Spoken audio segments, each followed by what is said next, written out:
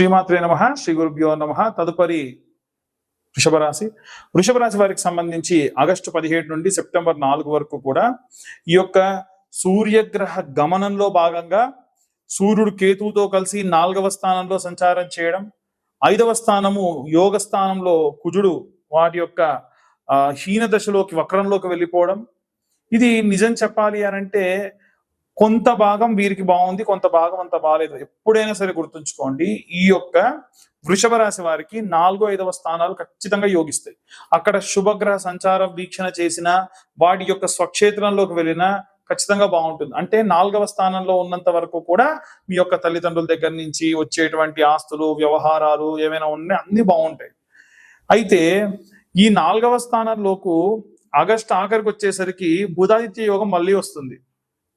అప్పుడు ఎంత బాగుంటుంది అంటే ఎన్నో రోజుల నుంచి ఎదురు చూస్తున్న పనులు అవ్వడం, ఏదైనా అన్ఎక్స్పెక్టెడ్ గా మీకు ఆనందము, ఆహ్లాదము ఇవన్నీ కలగడం, ఏదైనా ఫంక్షన్కి వెళ్ళడం, చిన్ననాటి స్నేహితులు, చిన్ననాటి బంధువులు మళ్ళీ పరిచయం అవ్వడం, గతంలో ఉన్న విషయాలన్నీ మాట్లాడుకోవడం, అంటే ఫ్యామిలీ అంతా కలిసి బయటికి వెళ్ళడం, ఇవన్నీ కూడా ఖచ్చితంగా ఈ యోగ్యమైనటువంటి సమయంలోనే జరుగుతాయి.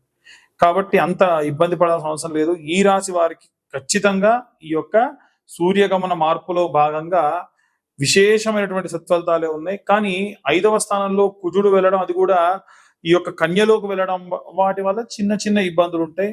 కాబట్టి ఏవైనా సరే ప్రయోగాత్మకమైన నిర్ణయాలు తీసుకునేటువంటి వాళ్ళు కానీ, ఏవైనా సరే అవసరం లేని చోటికి మీరు వెళ్లాల్సి వచ్చిన, ఫర్ ఎగ్జాంపుల్ చెప్పాలనంటే మీకు 1-2 సార్లు పరిచయం, అతను ఎక్కడికన్నా ఫ్రెండ్స్ అందరం కలిసి వెళ్తున్నారు రమ్మంటే మీరు వెళ్ళకండి, నష్టం ఖచ్చితంగా జరుగుతుంది.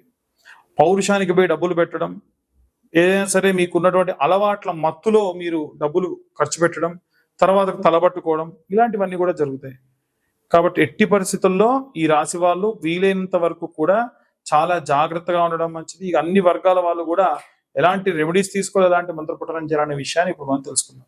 విద్యార్థులు, గృహిణులు, చేతి వృత్తులు చేసేటువంటి వాళ్ళు, రైతులు, సినీ రాజకీయ రంగాల వాళ్ళు, ఉద్యోగస్తులు, వ్యాపారస్తులు, విదేశాలకు ప్రయాణం చేయాలి అనుకునేటువంటి వారందరూ కూడా ఈ యొక్క సూర్య గమనంలో జరిగినటువంటి మార్పుల వల్ల, అంటే సూర్యుడు ఈ యొక్క బుధాదిత్య యోగం నుండి మారి ఆ యొక్క సూర్యుడు కేతువుతో కలిసి ఉండడము, ఈ బుధుడితోని శుక్రగ్రహం కలవడము, అది కూడా ఆగస్టు 17 నుంచి సెప్టెంబర్ 4 వరకు జరగడం. దీని వలన కొన్ని రకాలైనటువంటి మార్పులు, విశేషమైన మార్పులు ఉంటాయి. ఎందుకంటే అంతకు ముందు మనం చెప్పిన వీడియోలో క్లియర్గా ఏం చెప్పామంటే 4 కానీ 5వ స్థానాలు కానీ ఏవైతేనే యోగ్యం పొందేటువంటి జాతకము, అంటే మీ యొక్క 5వ ఇంట కనుక ఒకవేళ ఏమైనా యోగములు ఉన్నాయనుకోండి, ఇప్పుడు ఇలాగే సూర్యకేతువుల యొక్క కలయిక ఉండడము, సూర్యుడు స్వస్థానంలోకి రావడము, అలాగే ఈ యొక్క కేతువు మాత్రము నీచంలో ఉండడము, దీని వలన కేతువు చేసేటువంటి లాస్ అనేటువంటి సూర్యుడు తగ్గిస్తాడు. ఎందుకంటే సూర్యుడి శక్తి ఎక్కువ ఉంటుంది సాధారణంగానే, ఆయన స్వక్షేత్రంలోకి వస్తున్నాడు, ఇంకా మంచి లాభం అనేటువంటిది ఉంటుంది. కాబట్టి ఈ బుధుడు శుక్రుడితో కలిసి ఉండడం, అది కూడా సెప్టెంబర్ 4వ తారీఖు వచ్చేసరికి ఈ బుధుడు కూడా మళ్ళీ బుధాదిత్య యోగంలోకి వచ్చేస్తాడు. కాబట్టి ఈ పరమైనటువంటి గ్రహ కలయికల వల్ల గోచార రీత్యా కొన్ని రకాలైన మార్పులు ఉంటాయి.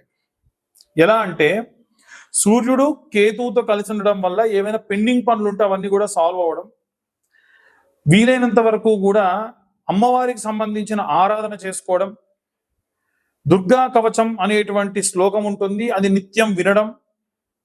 అది ఎప్పటి నుండి ఆగస్టు 16 వరకు కూడా మనము గత వీడియోలో చెప్పుకున్నాం.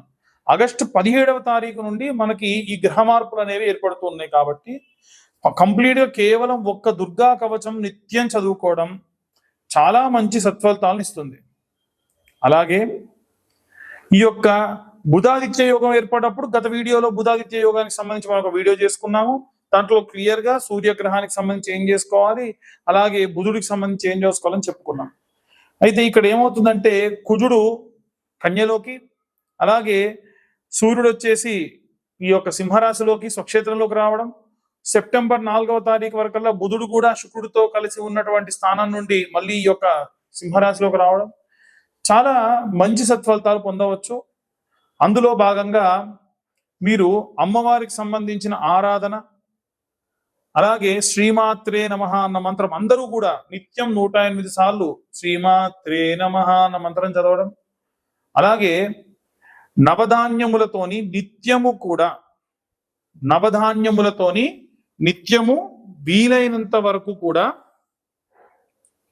పిరికెడు నవధాన్యాలు తీసుకొని మీ ఇంటి బయట లేదా నవగ్రహాల దేవాలయంలో శుక్రాచార్యుడు ముందరుంటాడు. సూర్యుడు ముందు శుక్రాచార్యుడు, ఆయన ముందు ఈ నవధాన్యాలు ఇంతంత ఉప్పు వేసి మనం మొత్తం 8 రకాలైనటువంటి నూనెలను కలుపుకోండి. ముందే ఈ నెల ప్రారంభంలోనే మనకు నువ్వుల నూనె దొరికితే నువ్వుల నూనెలో ఆవ నూనె, అలాగే విప్ప నూనె, అలాగే ఆముదము, ఆవు నెయ్యి, అలాగే కర్పూరం, పచ్చ కర్పూరం కలిపినటువంటి నూనె, అలాగే కొబ్బరి నూనె, అలాగే ఏవైనా సరే గింజల నుంచి ఎక్స్ట్రాక్ట్ చేసినటువంటి పల్లి నూనె కాకుండా ఇంకా ఏవైనా సరే గింజల నుంచి తీసినటువంటి, ఉదాహరణకు సన్ఫ్లవర్ ఆయిల్, అది కూడా వాడొచ్చు. ఇవన్నీ కలిపి పెట్టుకోండి. అమ్మో ఇంత ఎలా అంటే అన్ని కొద్దిగా కదండి, నెల రోజుల పాటు రావాలి కాబట్టి మీ ఎక్కువ మొత్తంలో నువ్వుల నూనె కొన్న ఆవు నెయ్యి, కొంచెం ప్యూర్ ఆవు నెయ్యి, కొంచెం ఆముదము, కొంచెం ఆవ నూనె, ఇలా అన్ని కలుపుకొని నిత్యము కూడా ఆదిత్యాయ చ సోమాయ మంగళాయ బుధాయ చ గురు శుక్ర శనిభ్యశ్చ రాహవే కేతవే నమః. అంతే, చాలా సింపుల్ మంత్రం. ఈ మంత్రం చెబుతూ నూనె, ఆ ఉప్పు వేసినటువంటి నవధాన్యాలు వేసినటువంటి దానిపైన మట్టి చిప్పలో నూనె పోసి దీపం వెలిగించండి. నవగ్రహాలకు సంబంధించినటువంటి ఈ యొక్క కంకణాలు దొరుకుతున్నాయి మనకు ఈ మధ్య, దాన్ని గట్టిగా ఇలా పట్టుకొని తిప్పారనుకోండి, ఇలా తిప్పుతూ ఉన్నారంటే ఇలా దగ్గరకంటే ఒక ఒత్తిడి అయిపోతుంది.